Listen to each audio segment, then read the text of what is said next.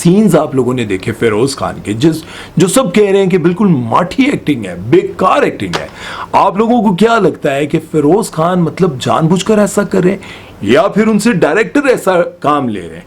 ये सारी चीजें आप लोग देखकर हमें बताएं, क्योंकि आप लोग तो फिरोज खान पर अपनी जान निशावर करते हैं। अस्सलाम वालेकुम ख्वातीन हज़रात, मैं हूं आपका मेजबान सुमैर। तो आज के नए प्रोग्राम में हम आपको खुशामदीद कहते हैं। दोस्तों, आज की ड्रामा रिव्यू एपिसोड में एक बार फिर से हम पाकिस्तानी ड्रामों को आलू कीमा करने जा रहे हैं और बहुत सारे ड्रामों की कहानियों पर बात करेंगे कि किसकी कहानी को सबसे ज्यादा पसंद किया जा रहा है और किस कहानी को सबसे ज्यादा बेकार समझा जा रहा है। लेकिन कहानी में मसला है या फिर डायरेक्टर की डायरेक्शन में मसला है, ये भी आपको बताएंगे। और साथ में हम बात करेंगे एक ऐसे ड्रामे के बारे में भी जिस ड्रामे को देखकर लोगों को रोना आना चाहिए था, लेकिन उस ड्रामे को देखकर हमारा हादसा छूट जाता है। तो वीडियो शुरू करेंगे, लेकिन उससे पहले आप दोस्तों से गुजारिश है कि अगर अभी तक आपने हमारे चैनल को सब्सक्राइब नहीं किया तो सब्सक्राइब कर दें और बेल आइकन पर पप्पी करना मत भूलिएगा। यार, कुछ लोगों को ये अच्छा नहीं लगता, आप पप्पी मत करें, आप बेल आइकन पर क्लिक कर दें। तो चलिए वीडियो शुरू करते हैं। दोस्तों, सबसे पहले हम बात करेंगे ड्रामा सीरियल डाइन के बारे में। इस ड्रामे में जब से निहाल नैनी बनी है तब से इस ड्रामे का बहुत ज्यादा मजाक उड़ाया जा रहा है, लोगों के हाथ से छूट रहे हैं। भाई, डायरेक्टर, प्रोड्यूसर, राइटर ये समझता था कि इस ड्रामे को देखकर लोगों के आंसू निकलेंगे, लेकिन लोग रोते रोते हंसने लग जाते हैं। भाई, इस ड्रामे में ऐसी बेतुकी तुकी चीजें दिखाई जा रही है, उफ अल्लाह। वैसे तो लोगों को बहुत ज्यादा पहले इंतजार था ड्रामा सीरियल डाइन, ओए होए क्या ड्रामा आने वाला है। लेकिन जब पहला एपिसोड आया तो लोगों को बड़ी मायूसी हुई, बहुत ज्यादा व्यूज भी गिर गए। आहिस्ता आहिस्ता इस ड्रामे में जिस तरह से मजाक बनता जा रहा है वैसे वैसे इस ड्रामे के व्यूज भी बढ़ते जा रहे हैं। अब लोग देखना ये चाह रहे हैं कि आखिर इस बेतुके ड्रामे का होगा क्या, क्योंकि एक लड़की जिस पर जुल्म सितम किया गया, उसको दफनाने की कोशिश की गई, वो उसी चेहरे के साथ वापस आ गई। ना शोहर पहचान पा रहा है और ना ही रिश्तेदार पहचान पा रहे हैं, बल्कि माँ उससे पूछती है, आपने मेरी बेटी को तो नहीं देखा इधर? बेटी से ही पूछ रही है।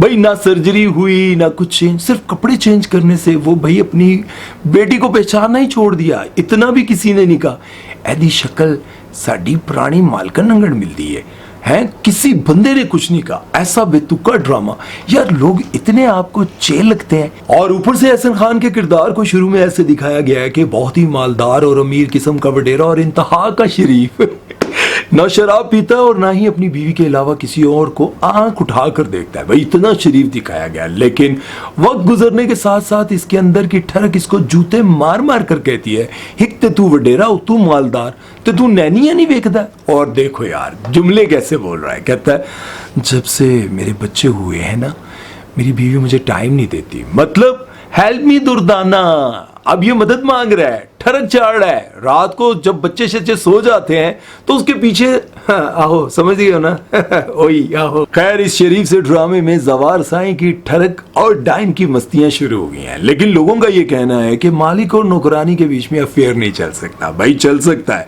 और असल में तो ऐसा अफेयर चला था कि भाई दुनिया देखती रह गई थी। आर्नोल्ड को तो आप जानते ही होंगे। आर्नोल्ड दुनिया का एक बेहतरीन बॉडी बिल्डर रह चुका है, आप सभी उनको जानते होंगे, बहुत सारी फिल्मों में भी काम किया।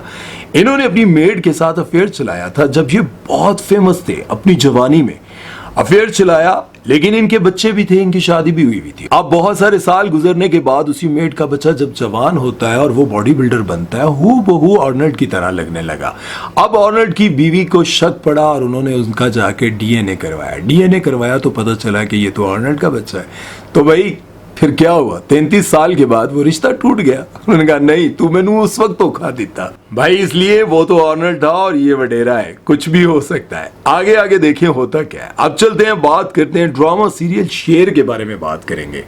डॉक्टर फजर यानी कि सारा की छोटी बहन हर वक्त कहती रहती है कि इस जहन्नुम में कौन रहे। ये डायलॉग बोलती रहती है कि ये घर नहीं, ये जेल है, ये कैद है और हम पर ये जुल्म किया जा रहा है इस कैद में रखकर।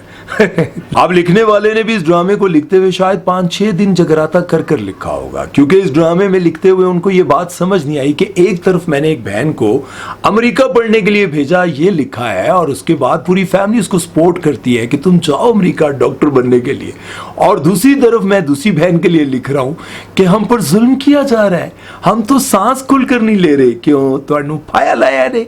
भाई, तुम इतनी जबरदस्त जिंदगी गुजार रही हो, लेकिन डायलॉग तुम हर वक्त ये बोलती हो, हम खुलकर सांस नहीं ले सकते, तेनू किसी साल डॉक्टर नू चेक कराना चाहिए, तेरे घर वाले दा मसला नहीं, क्योंकि एक बहन अमेरिका पढ़ने जा रही है और दूसरी कह रही है हमें कैद में रखा जा रहा है। अच्छा, आप लोगों को क्या लगता है इस डायलॉग की कोई तुक बनती थी? अब इस ड्रामे में राइटर ने एक और तुक लिखी है जो कि मेरी समझ में नहीं आ रही है। अगर आपको आ रही है तो कमेंट सेक्शन में जरूर लिखिएगा। दिखाया यह जाता है कि शेर का बाप दूसरी शादी सिर्फ इसलिए करता है कि पहली बीवी से उसकी बेटियां होती है। अब वो दूसरी शादी करता है, बेटा हो जाता है। अब ये जिंदगी अच्छी गुजारने लग जाता है लेकिन दूसरी बीवी के साथ।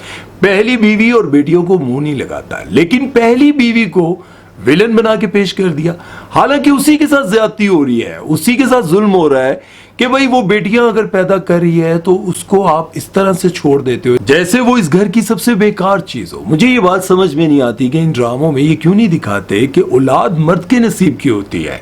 मर्द के नसीब में होता है कि उसको बेटी मिलेगी या बेटा मिलेगा या दोनों मिलेंगे, लेकिन हमारे ड्रामों में ये दिखाते हैं और ऊपर से पहली बीवी को विलन बना के पेश कर दिया गया। आप लोगों को ये बात समझ में आती है? कमेंट सेक्शन में जरूर लिखिएगा। और एक और बात इस ड्रामे की कि इस ड्रामे में ये दिखाया जाता है कि ये जो मंगनी वाला रिवाज आजकल बहुत चल रहा है। मंगनी, पहले तो ऐसा मैं आपको बताऊं कि इस्लाम में कोई रिवाज नहीं है मंगनी का, लेकिन जब ये मंगनी शंगनी दिखाई जा रही है और साथ में ये भी आजकल दिखाया जाता है कि मंगनी के वक्त लड़की लड़का एक दूसरे का हाथ पकड़ते हैं, अंगूठी पहनाते हैं, एक दूसरे को मिठाई खिलाते हैं, हालांकि उनके दरमियान कोई रिश्ता नहीं होता। रिश्ता होता है निकाह के बाद। लेकिन इस ड्रामे में ये भी दिखाया गया कि लड़की जो है वो पर्देदार है और सैयद दिखाई गई है, लेकिन सैयद होते हुए, पर्देदार होते हुए अपने सर से दुपट्टा नहीं उतरने देती। लेकिन मंगनी के वक्त एक दूसरे के हाथ पकड़े जाते हैं, मिठाइयाँ खिलाई जाती हैं और ये रिवाज आम होता जा रहा है। ऐसा क्यों? और ऊपर से सैयदजादी दिखाना, ये बात बहुत गलत है। मुझे तो समझ नहीं आती भाई। आप लोगों को समझ आती है तो मैंने भी दसो, मैंने भी समझाओ। अच्छा जी, अब हम उस ड्रामे के बारे में बात करेंगे जिस ड्रामे के बारे में ये कहा जा रहा है कि उसकी कहानी बेकार है, कहानी बेकार है, कहानी बेकार है। लेकिन भांडा सारा फूट गया भाई। ड्रामे की कहानी, डायरेक्शन, कहाँ कहाँ क्या क्या प्रॉब्लम है, मैं आपको जरा आज क्लियर कर देता हूँ। ड्रामा सीरियल हमराज आप लोगों ने देखा। इस ड्रामे के बारे में बहुत ज्यादा क्रिटिसाइज किया जा रहा है। इस ड्रामे के बारे में बहुत बातें की जा रही हैं कि ड्रामा बेकार है, बेकार है, बेकार है, कहानी बेकार है। मुझे एक बात जरा आप बताएं कि इस ड्रामे में काम कौन कौन कर रहा है? फिरोज खान काम कर रहा है, आयजा खान काम कर रही है, ठीक है।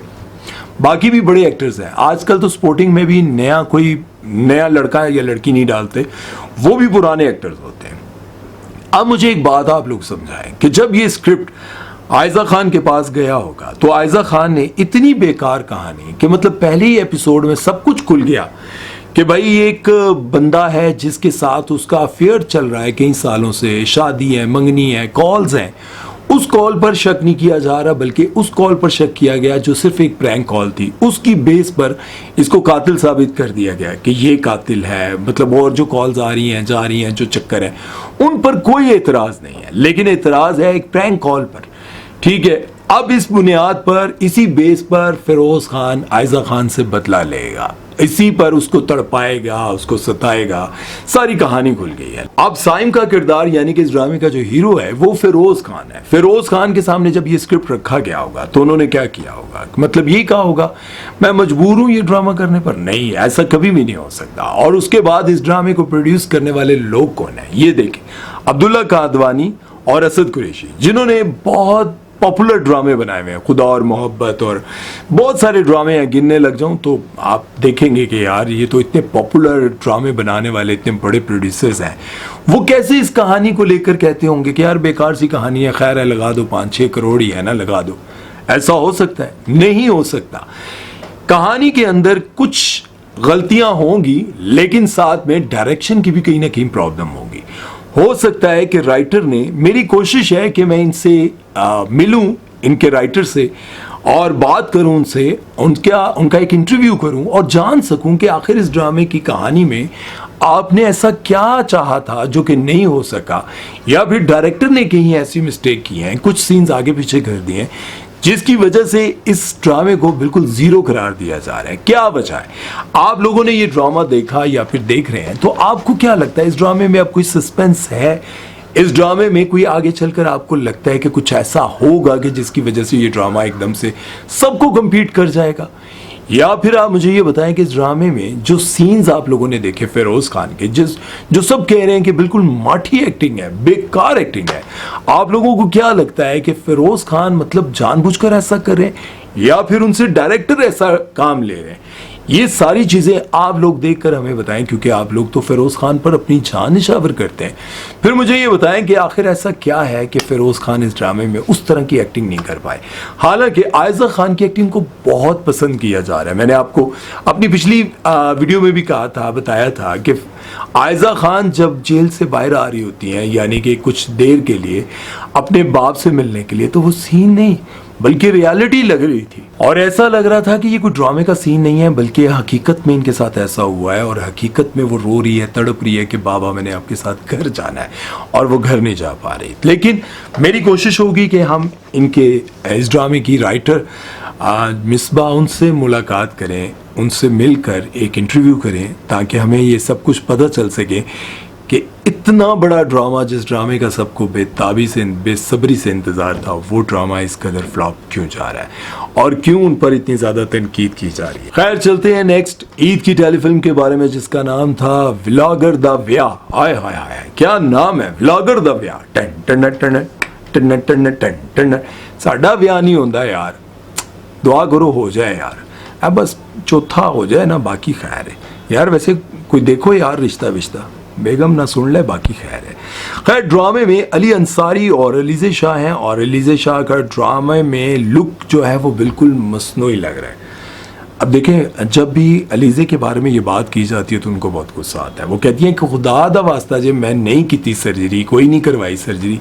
लेकिन लोग देखकर खुद ये बात कमेंट सेक्शन में लिख रहे हैं कि सर्जरी करवाने के बाद उनके चेहरे के जितने भी एक्सप्रेशंस हैं वो बिल्कुल फील नहीं हो रहे। खैर, अगर एक्टर्स की एक्टिंग के बारे में बात की जाए तो आप लोगों ने हमें बताना है कि सबसे ज़्यादा आपको अच्छी एक्टिंग किसकी लग रही है। आयज़ा खान, महविशात, हीरा मानी।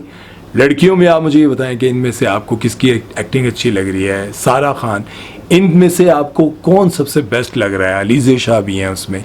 इन सब में से किसकी एक्टिंग आपको अच्छी लग रही है। हीरा मानी, महविशात, अलीज़े शाह और सारा खान। और अगर मेल एक्ट्रेस में बात की जाए तो हम बात करेंगे जी फिरोज़ खान, दानिश तैमूर, एहसन खान, अली अंसारी, और बाकी भी जितने आपको पता है सबके बारे में आप बताइएगा कि आपको किसकी एक्टिंग कैसी लग रही है। कमेंट सेक्शन में नंबर दे के बताइएगा 10 में से किसको कितने नंबर आप देते हैं। अपना ख्याल रखिएगा, दुआ में याद रखिएगा। सुमैर चौधरी को दीजिए इजाज़त। अल्लाह हाफ़िज़।